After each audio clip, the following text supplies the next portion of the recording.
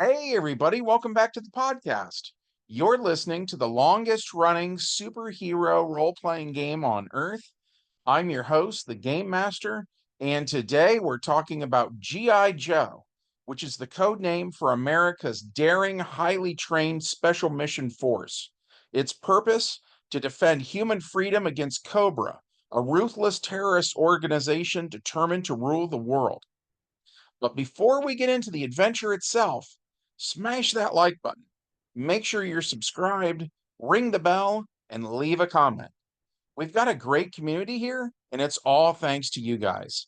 Thank you so much for being here. With all that said, let's dive in. Prologue to this one took place in Vietnam, where Snake Eyes, Stalker, and Storm Shadow were on the same team.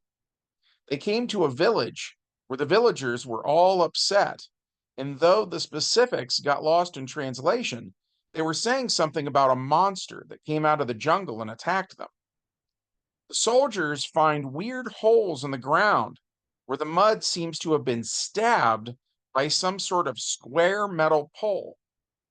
When they ask the villagers to describe the thing that left these holes in the ground, they call it a cho-cho, which is the Vietnamese word for grasshopper.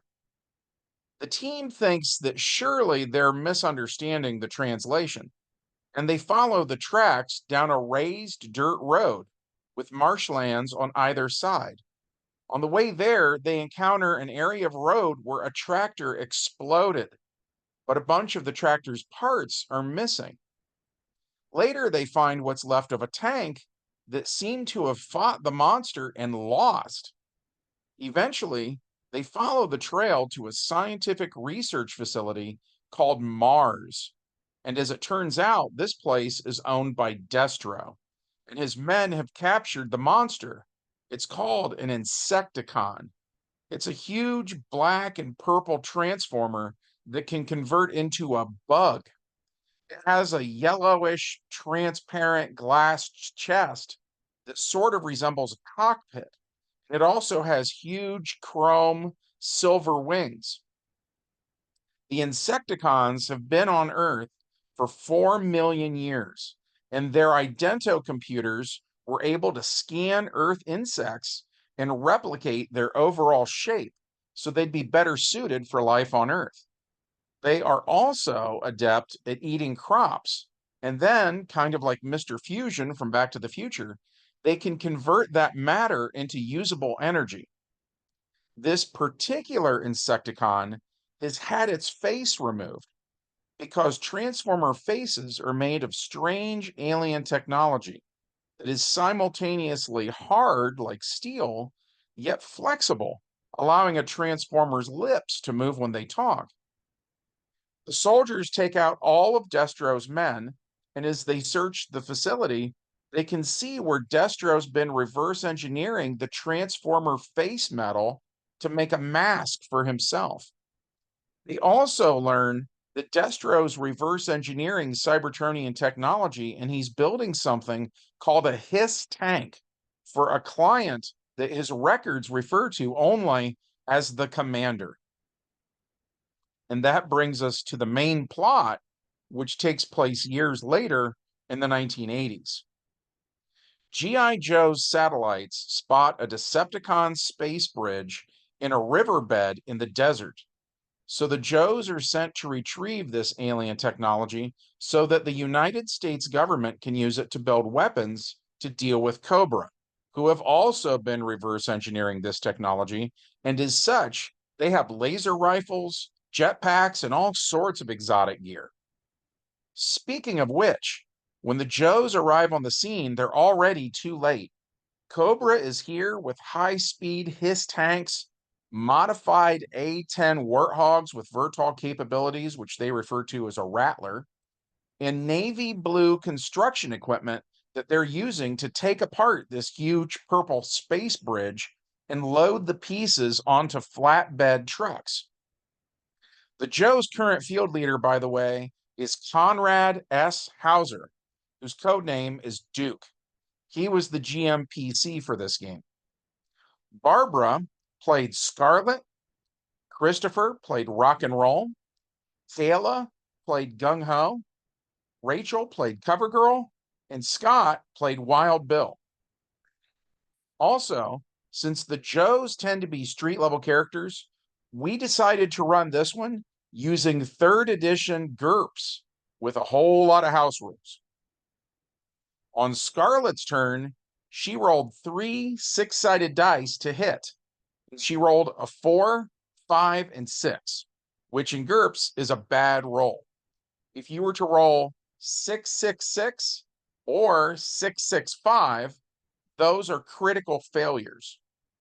While if you roll 111 or 112, those are critical successes. So what this moment looks like in the game is Scarlett's crossbow bolt whizzes right by the head of a Cobra trooper, who, by the way, is wearing an all blue uniform and helmet with what looks kind of like a black surgical mask, and he has a red Cobra logo on his shirt. Cover Girl goes next, and on her turn, she rolls 5, 4, 3, which means she succeeded in aiming. Now, the way we do it in GURPS is the guy getting shot at can try to dodge. And since Cobra troopers are cannon fodder, we made all of their attributes a 10, which is just completely average. So that means that their dodge then is a 5. So in other words, for this guy to dodge Cover Girl's attack, he needs to roll a 5 or less on 3 6-sided dice. He rolls 5, 5, 4, so he fails to dodge, and that means he gets shot. Cover Girl is using an H&K MP5A3. So she does 3d6 minus 1 damage. She rolls and gets a 2, a 2, and a 5, which is 9. And since it's 3d6 minus 1, then we modify that sum, and that means she did 8 points of damage to this guy. Since he had a health of 10, that means that in GURPS, unless otherwise stated, he also has 10 hit points. But since he took 8 points of damage, now he's down to 2. So he is having a less than fantastic day. He is still alive, though. So he tries to shoot her back.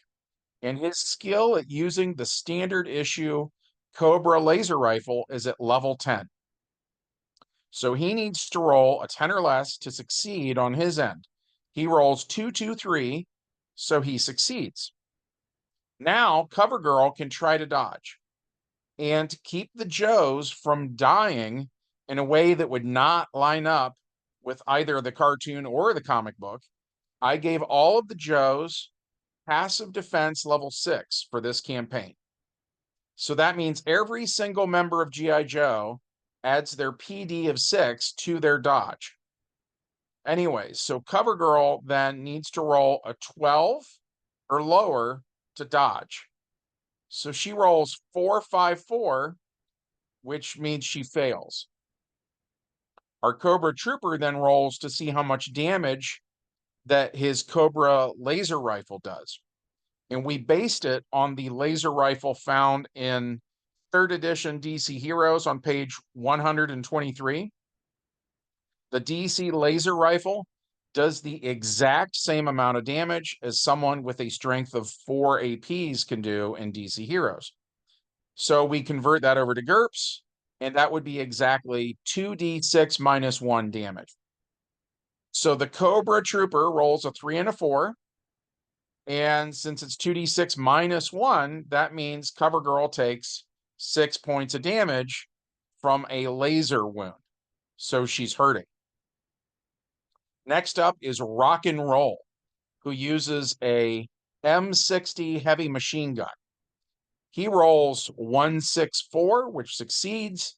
The trooper he's aiming at rolls to dodge and gets 4, 4, 6. So the bad guy fails.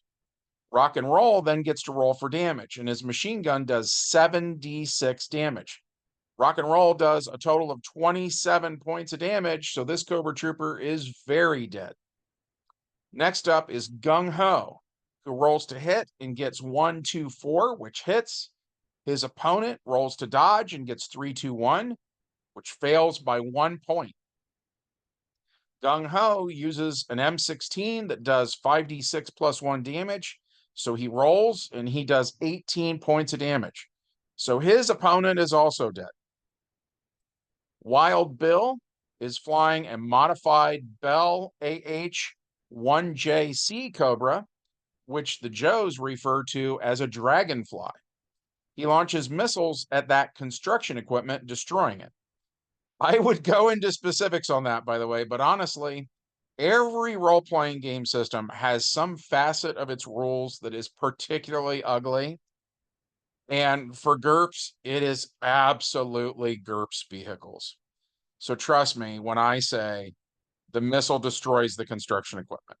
I I don't have an extra 50 hours to explain the math involved with GURPS vehicles. It's just a nightmare. In fact, I hate 3rd edition GURPS vehicles so much that after this adventure, we actually broke our G.I. Joe adventures down into 2 parts. One part was for ground troops, and we used GURPS for that. And then for the vehicular combat, we used DC Heroes, which is awesome for vehicular combat. At any rate, I digress. So next we roll for Ace, Airborne, Breaker, Clutch, Duke, Flash, Grand Slam, Grunt, Hawk, Short Fuse, Snake Eyes, Snow Job, Stalker, Stealer, Torpedo, Tripwire, and Zap.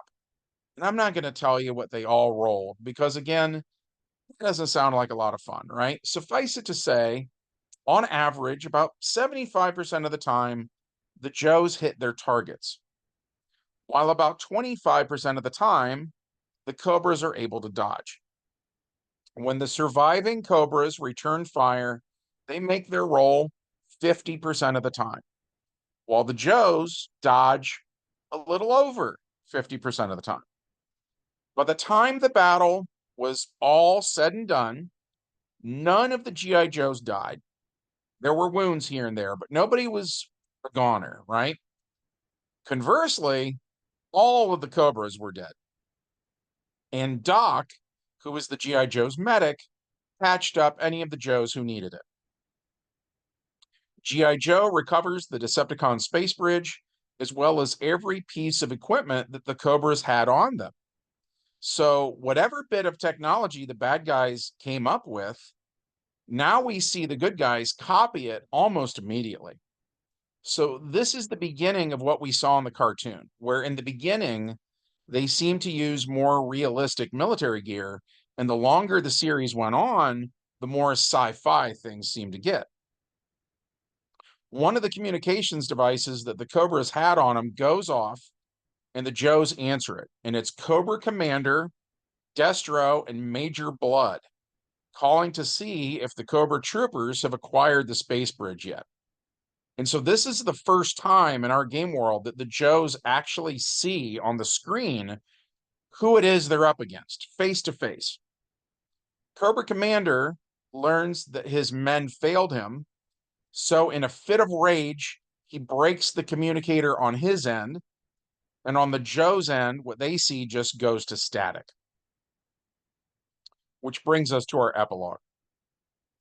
Dr. Laszlo Vandermeer is one of the scientists who reverse engineers the space bridge.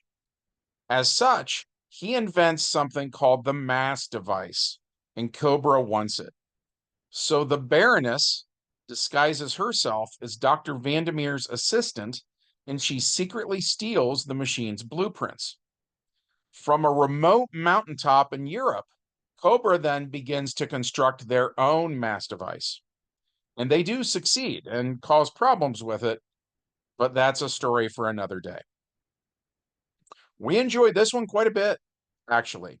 Running GURPS G.I. Joe was something I'd been meaning to do for years, and when we finally did it, I felt like it went pretty well overall. The hardest part is if you're trying to emulate the cartoon, then you basically have a war where nobody ever dies. And if you try to mimic the Marvel Comics run, I feel like it goes hard in the opposite direction and is more grounded and realistic than what would be nostalgic for me, right? So our solution was to try to keep the Joes away from Cobra's higher ranking officers, because I knew they would just kill them right away, and that would kind of be the end of the story. So instead, I had the Cobras that they did encounter be the cannon fodder. And in every adventure of this that I ran, if Cobra Commander made an appearance, it was like on a TV screen. You know what I mean? So on that level, I felt like what we did satisfied the expectations of our group of players. Because on my end, I basically want the cartoon. But if nobody ever hits anything, that would annoy me. So I did want people to be able to hit a target. At any rate, out of curiosity, what about you? Do you like G.I. Joe? And if so, are you a fan of the comics or the cartoon or both or neither? Let me know in the comments. I'd be curious to hear it. Also, ring the bell, make sure you're subscribed, and as always, smash that like button. From everyone here at the longest running superhero role-playing game on Earth, we hope you have a good one, and we'll see you in the next adventure. Yo, Joe.